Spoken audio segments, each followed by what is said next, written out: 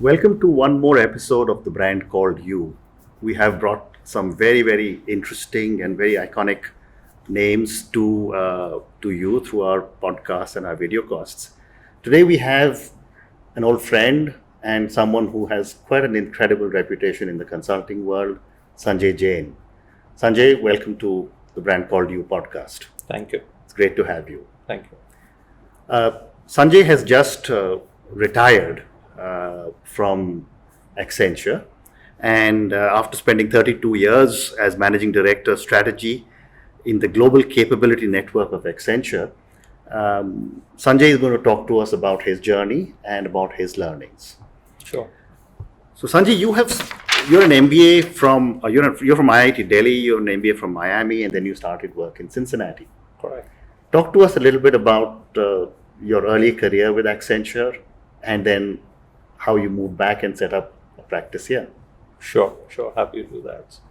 So, yes, if I rewind the clock and go back to mid-80s, so post IIT, went overseas to do my MBA at Miami University. And post doing an MBA, got a chance to start up with what was Anderson Consulting at that time in our Cincinnati office. Spent 4 years with them there in our Cincinnati office, working through a variety of engagements across profit improvement or strategy or technology. And then in 1990, after I'd been away actually to US for almost 8 years, decided that now actually is the right time to come back to India. There was a personal side also in terms of from a family side in terms of saying wanting to come back. I had got married by that time, so yes, American wife in tow From Cincinnati. Yeah. So good experience of India. From Midwest Ohio to New Delhi, but saw the huge opportunities that were starting to come up in India, and that was probably one saw these signs of that in the early 90s with 91, Manmohan Singh, etc. So all in all, thought that this would be a good time to really come back to India. Came back, and times I've always believed that getting to any point, part is hard work, part is also luck, part is timing. Yeah. When I came back, we did not have a Anderson Consulting office in New Delhi. So as a lowly manager, I was given responsibility by my mentor to be able to kick that off. And so I kicked off the New Delhi office in 1990, never really looked back. Wow. And yes, so those were the early days, and then the journey started in Delhi from there on.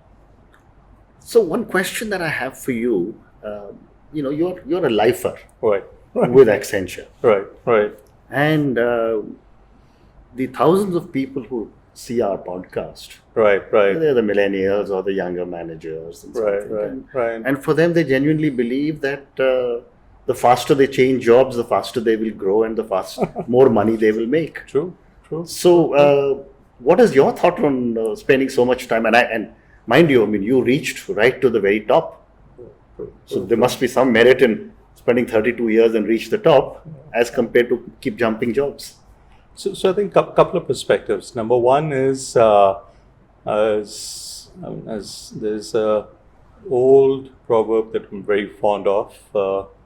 Partly, some ascribe it to Confucius, in terms of saying, find a job you love and you won't have to work for the rest of your life. Amazing. That's very nice. And I think that's what I slowly, it's not like it was immediate, but I think slowly as I worked with Accenture in its various avatars, Anderson Consulting, etc., found that really, this was home. This was home, this was family, this is what I wanted to be. And I think the fundamental thing was it allowed me the right mix of being a salaried employee as well as being an entrepreneur. And two specific instances of that was like I said, the chance of, as a junior manager, the chance to be able to kick off the Delhi office. Yeah.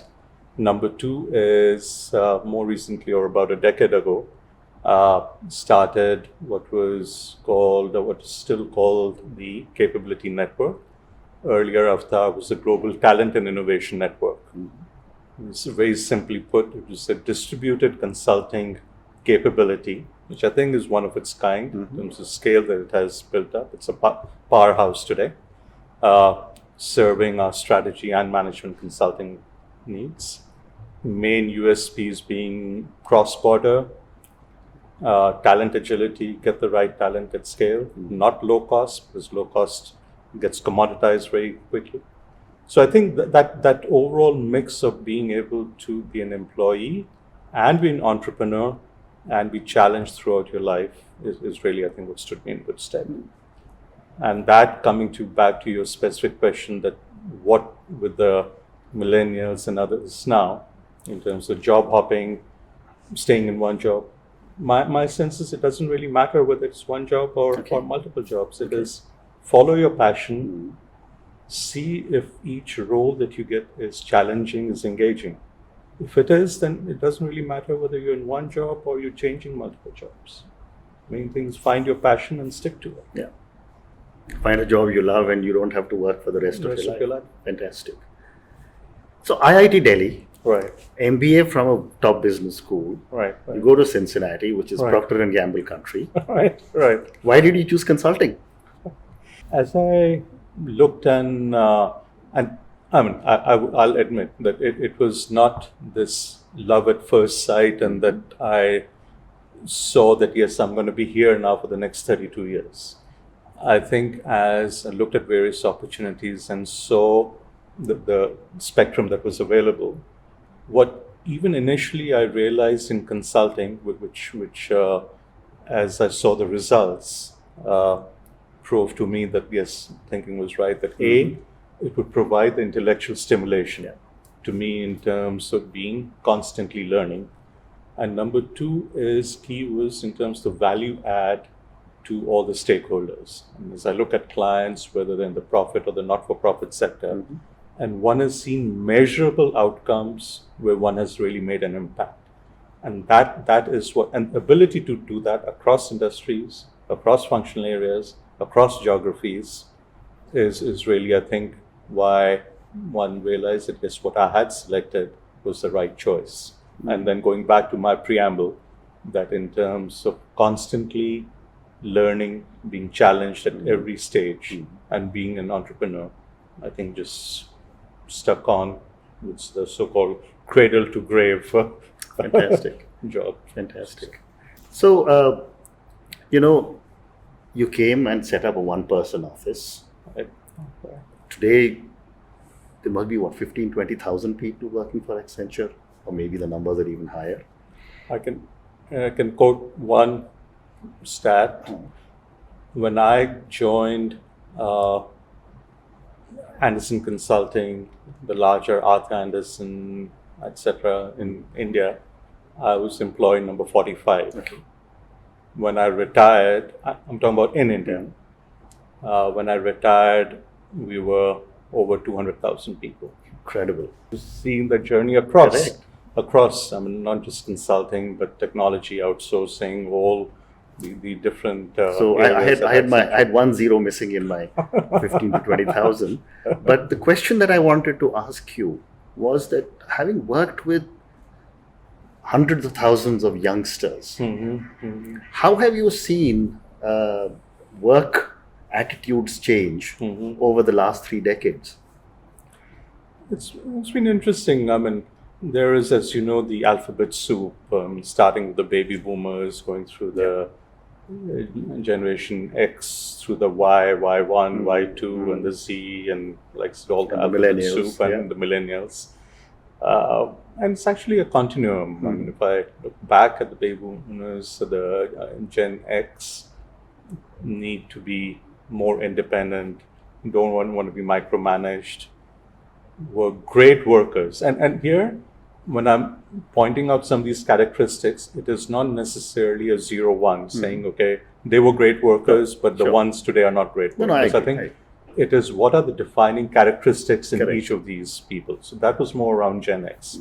I think continuing through the continuum and looking at Gen Z, etc. now, it would be more around really saying the always on mentality, the need for visible rewards, etc., being far more entrepreneurial, I think, than we've seen ever, and that is evinced in terms of the constant need to be the hunger that is there today.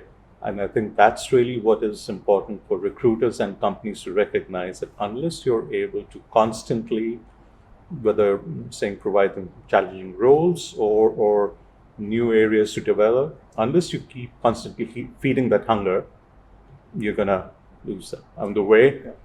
Another interesting way that I look at it is companies like Accenture with a huge. If I think about it, our people are really our assets. Yes, correct. There aren't any other measurable assets. And if you just think about it for a moment, all your assets walk out every night for the leaders. Whether the assets walk back in the morning is what the leaders do in terms of driving that greater, call it loyalty or the culture that they inbuilt, or really the roles that they're able to provide those youngsters. Otherwise, they would not come back next month. Yes. So that I think is an interesting way for service companies to just look at the phenomena and recognize more so today in terms of what are the aspirations of these youngsters, which may not be unidimensional, it may be multidimensional, to recognize that and then work accordingly. So you think that as over the years, young people in India are getting more entrepreneurial, or they want to be more entrepreneurial? I think that I think it is in their, call it almost in their genes, in their blood, or their nature in terms of being far more entrepreneurial. And again, like I said, not at all looking at the baby boomer and Gen X generation, which if it wasn't for their entrepreneurial behavior, one would not have had the success that we've had till today in terms of the growth of the Indian economy. But yes, again, the defining characteristic is one definitely sees them as wanting to be more entrepreneurial, and that's why looking for the ecosystems to make sure that that can support their ambitions as well. So were you hearing much more from the young people, I want to be my own boss? Yeah. Number of them, interestingly, I could, in consulting, we have, like with any other service organization, it would be that as a new client comes in, and then you pull together a team in terms of figuring out what should be the right team to be able to put at that client. And I still remember in terms of talking to a few young freshers that had come in, say, okay, this is the new client, this is your role, etc. And one of the ladies got up and said, okay, I'll get back to you. I said, I didn't understand. Saying, I have interviews with 2 other partners. I want to understand what job are they offering me in terms of assignment, and I'll come back to you. So I realized very quickly that yes, one needs to take that into account. That's true. So Sanjay, you have worked across multiple industries. You worked in paper, you worked in cement, you worked in new age businesses, and you just mentioned one of the things that you were very proud about is driving your organization into technology. How have consulting practices changed over the years? Today the top 10 companies in the world are tech companies. So how has that made consulting change? You would have had to adapt a lot of practices to a lot of the new age companies. Sure. So a couple of perspectives, and I think in a way they apply both to what you'd say the traditional businesses as well as the new age businesses. The first is more around the content expectation from the consultant. And you said right now, the rate of change of technology is exponential. Yeah. And what that is driving new business models, is completely disrupting the industry across multiple dimensions. So the ability of a consultant to be able to come in, help understand what are the requirements, keep it in context, and help navigate the journey, building on and keeping in mind the legacy, is, I think, a key requirement that's needed from a consultant in terms of content perspective. The other part from a content perspective is really with the whole customer experience becoming key. And so what are the innovations that the consultant can bring in to drive that uptake? Third, I think most critical is really how can you drive sustainability of the recommendations? So the need to focus on talent, on organization structure, on culture, to be able to ensure that whatever is the recommendations a consultant is giving the client, they are sustainable, because without those being in place, you may not have a sustainable recommendation. So that was around the content. I think that the other second perspective is around the approach with which, in terms of consultants, are being looked at. I think there still are where it is to give large mega jobs and one consultant does it all. I think a lot more what we are seeing is unbundling of services, pick the right person for the right job. So make sure they're bringing in the right skills and really piecing together, as I say, the string of pearls to be able to deliver a job. Second is around knowledge transfer. A lot more need to do knowledge transfer back to the client, again, in terms of providing the sustainability of recommendations. I think the third thing is being far more focused in terms of the value add that the consultant brings. So not just of writing a nice report, but making sure that there are practical recommendations that can be implemented. Used to be there earlier also, but clearly seeing now that the need to be more value add, the desire and the immediacy of getting that value is far more now. So the consultants need to adapt to these new practices. And virtually every major international consulting firm is now in India. Correct, exactly. You know, when I was at the ITC, I remember in the mid 80s. That was around the first time when ITC started to talk to big consulting firms. And today I see all of them here, all the big names are here, including Accenture leading the pack. Absolutely. So moving on, you know, you've had such an amazing career. You've had such amazing successes. You know, what keeps you going every morning? I mean, you know, you've been there, done that, recognition, and every morning you wake up and you say, okay, I'm all excited again. Two things, and like I said, I love various, call it axioms, maxims, etc. So the first is really almost literally, figuratively and literally, get up in the morning and say the serenity prayer. God, give me the serenity to accept what I cannot change, the courage to change what I can, and the wisdom to know the difference. Amazing.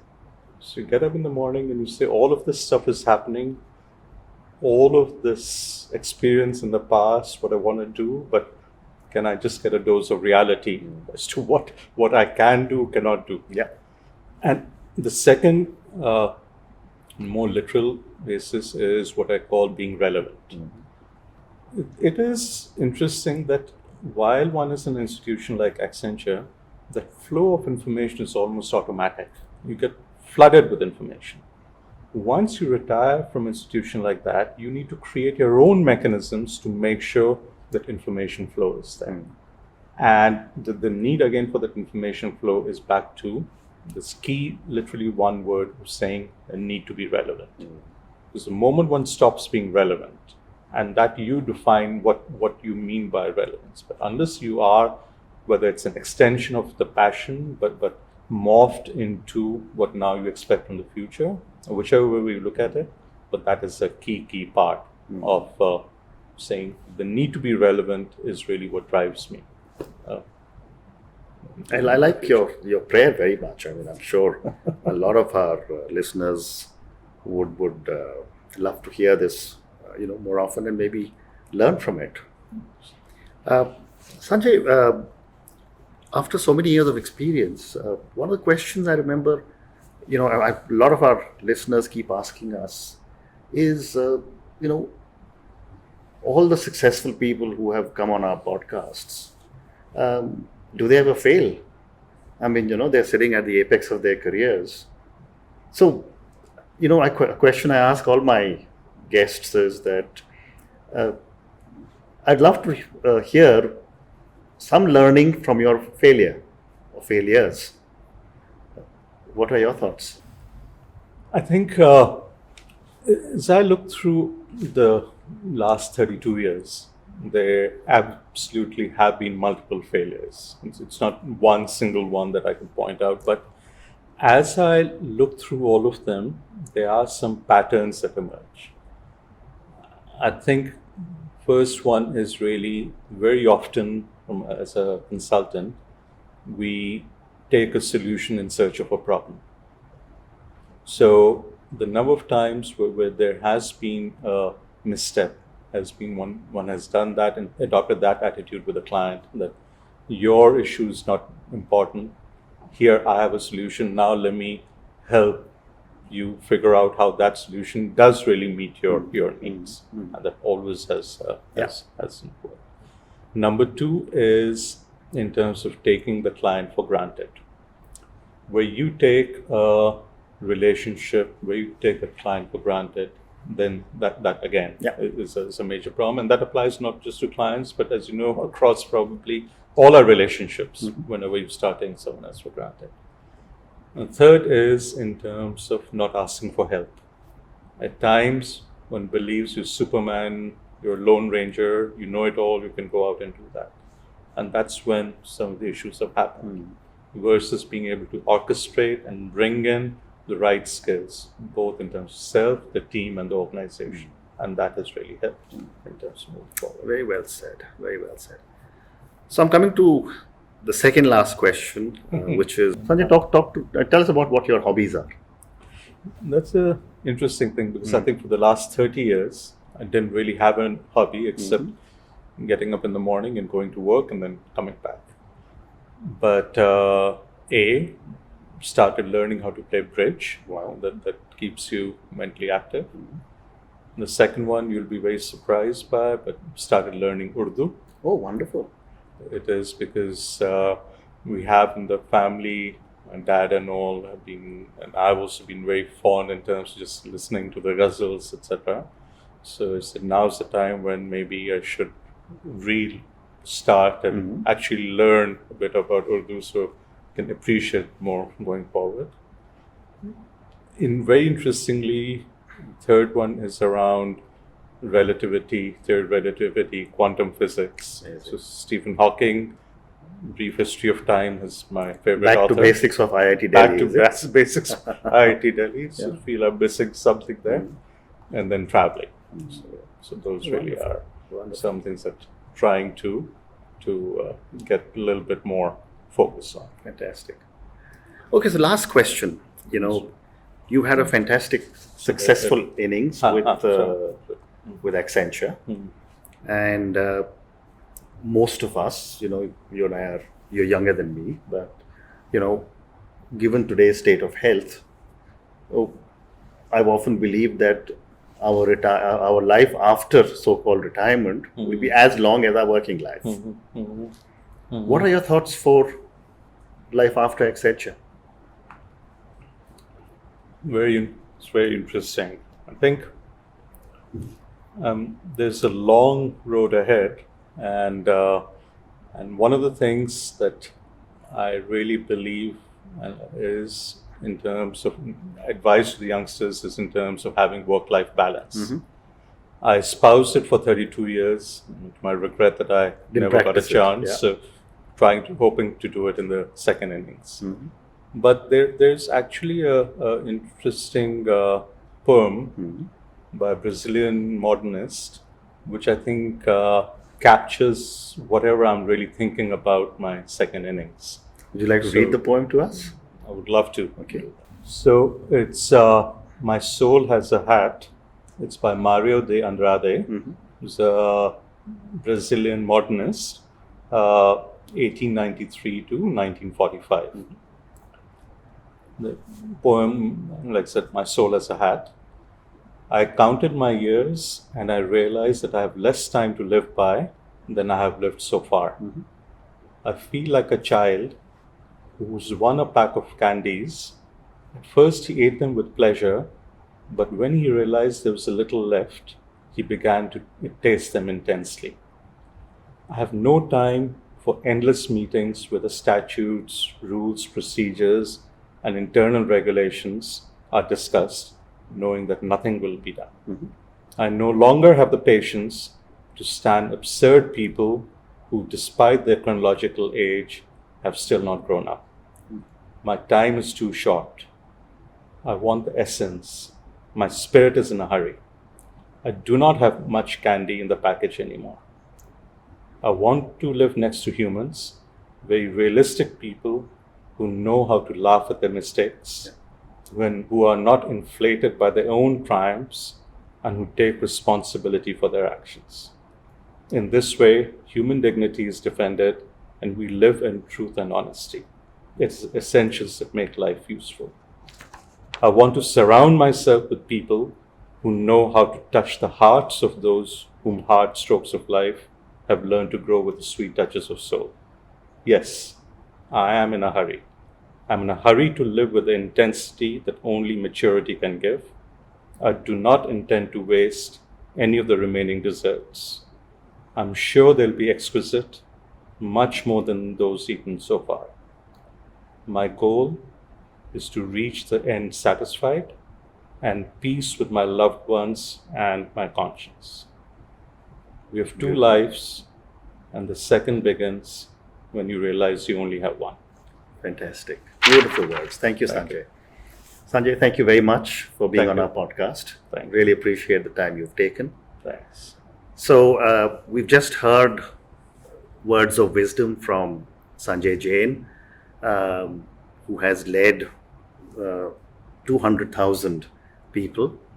And I'm sure you will enjoy hearing his words. You'll enjoy listening to him. Do write to us. Visit our website, www.tvcy.in. And do write to us if you have any questions or any comments. Thank you again.